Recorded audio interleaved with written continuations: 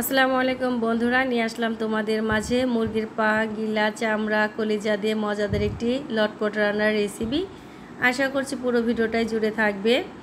দেখতে থাকো বন্ধুরা কীভাবে লটপট রান্নাটা করছি।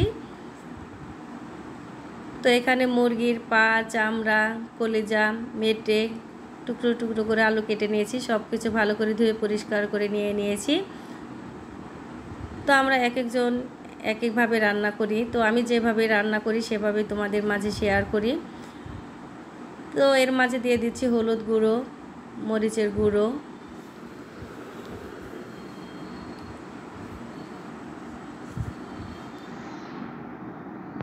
লবণ, এক ফালি লেবুর রস দিয়ে ভালো করে মেখে নেব।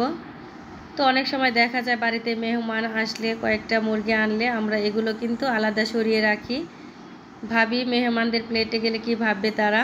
তো এটাকে যদি এভাবে রান্না করে খাওয়া যায় বেশ ভালোই লাগে। তো সব কিছু একসঙ্গে তেলে ভালো করে ভেজে নেব।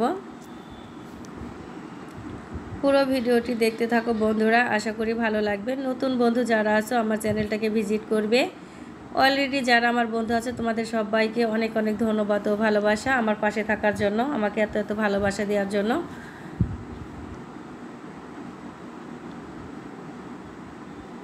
মোটামুটি ভালো করে ভেজে নিয়েছি,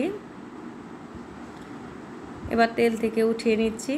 দেখতে পাচ্ছ বন্ধুরা,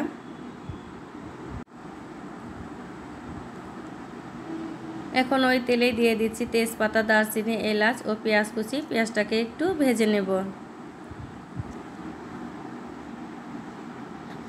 এখন সামান্য একটু পানি অ্যাড করে দিলাম।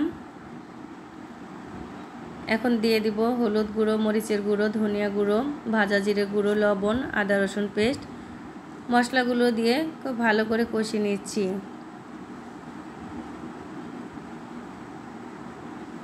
এখন দিয়ে দিচ্ছি টমেটো সস,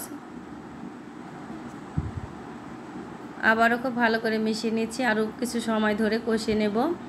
দেখতে পাচ্ছ বন্ধুরা তেলটা কিন্তু উপরে চলে আসছে। যে কোনো মশলায় একটু সময় নিয়ে কষালে সে খাবারটা দ্বিগুণ টেস্ট হয়। তো এখন ভেজে রাখা মাংস ও আলুর টুকরোগুলো দিয়ে দিচ্ছি। আবারও মিশিয়ে নিয়ে বেশ কিছু সময় নিয়ে কষিয়ে নেব। মিডিয়াম আঁচে আমি রান্না করে নিচ্ছি।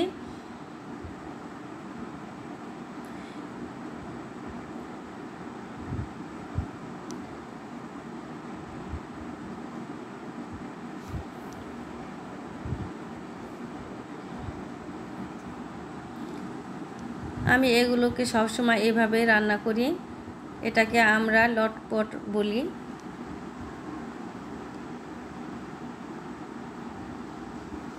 এখন দিয়ে দিচ্ছি পানি। খুব বেশি ঝোল আমি করব না, মাখো মাখো করব, তো অল্প করে পানি অ্যাড করে দিলাম।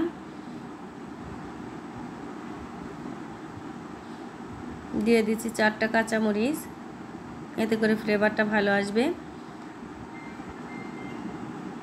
তো পানিটা দেখতে পাচ্ছ বন্ধুরা অনেকটা শুকিয়ে নিয়েছি। এবার গরম মশলা গুঁড়ো দিয়ে ভালো করে মিশিয়ে পরিবেশনের জন্য বেড়ে নেব।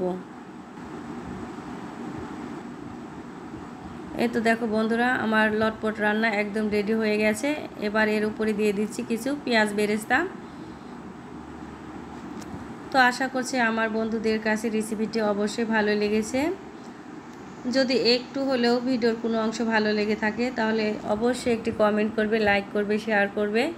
আর কার কাছে কেমন লেগেছে বন্ধুরা কমেন্টের মাধ্যমে জানাবে। তোমাদের মাঝে যখন একটা ভিডিও শেয়ার করি অপেক্ষায় থাকি, তখন তোমরা একটা কমেন্ট করবে।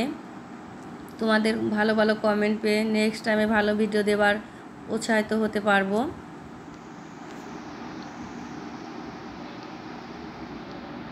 দেখতে যেমন সুন্দর, খেতেও কিন্তু মাশাআল্লাহ দারুণ হয়েছিল।